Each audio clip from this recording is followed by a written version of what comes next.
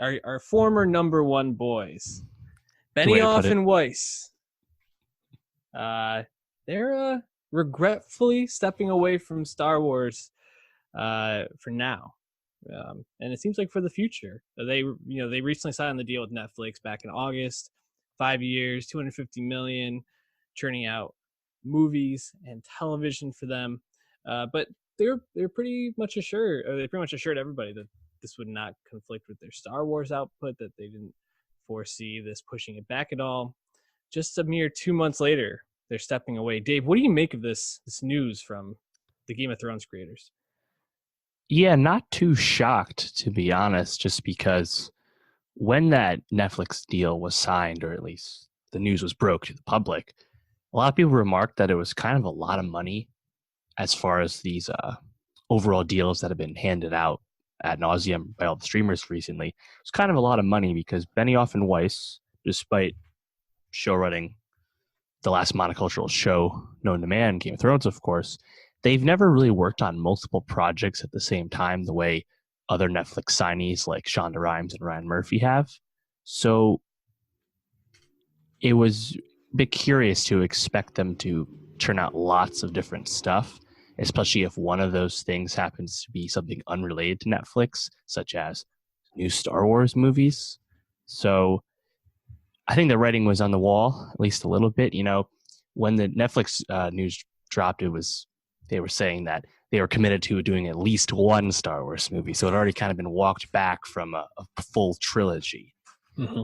And they were announced as the full trilogy, like 2 years ago now, almost 2.5 years ago. So it's been quite a while. But, once Kevin Feige joined the mix, as we discussed recently, it did seem like the waters were a little muddied, Feige doing at least one movie. Rian Johnson's movies have not been canned as far as we know. And Benioff and Weiss's movies, didn't seem to be much headway. So I'm not overly shocked. Honestly, I wonder how long ago this was actually decided. I'm sure Lucasfilm probably was with this call as soon as the Netflix deal became official. Yeah, that's an interesting question. Why they would release at this time, I guess, is a bit puzzling to me. If this wasn't recent, I'm not sure how it lines up, especially with Mandalorian just dropping trailers. This was going to be big news regardless. So waiting, until they had maybe some trailers to stifle the noise of this sort of loss is something to consider. I'm not really sure what to make of that, but the question I kind of come back to, I guess, and we've talked a little bit about this in the past, is does Star Wars as an intellectual property, as a television and movie churner of content, have a problem with working with some of the biggest directors of our time? J.J. Abrams has been a solid fill-in for them, and they seem to have a really good relationship with him. Ron Howard came in to save Lord Miller from the Solo debacle, but Lord Miller, Trevorrow, Trank, right, save. Maybe not the best word to piece something together, but Lord Miller, Trevorrow, Trank. I mean, the list now includes Benioff and Weiss. What is it that's making these so difficult for these people to work with Star Wars after they've signed on to it?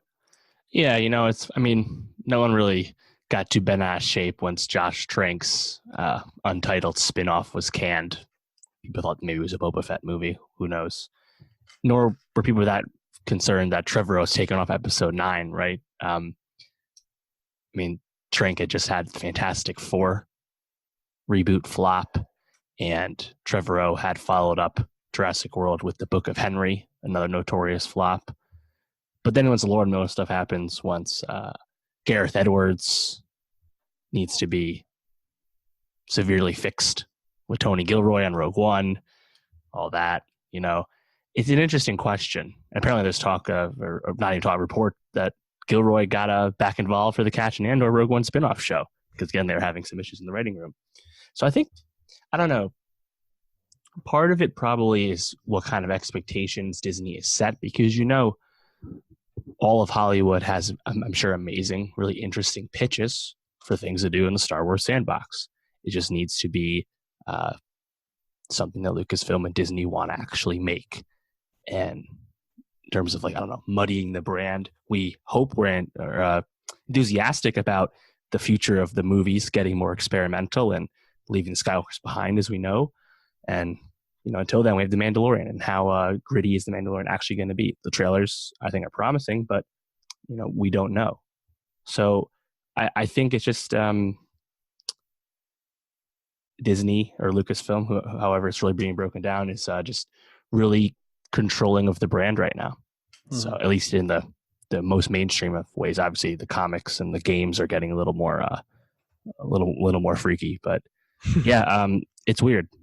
Obviously, yeah, it's just a strange thing, especially because the generation of filmmakers that are coming up now were people that obviously grew up with Star Wars as this major influence in their careers and their movie going lives, and it's definitely something that I think we'll be keeping our eye on as we move forward, and we see who does get to take control of these series. And this hopefully trilogy that was planned, or that they're working on, or that they're developing, however far down the line it got. So definitely some interesting news.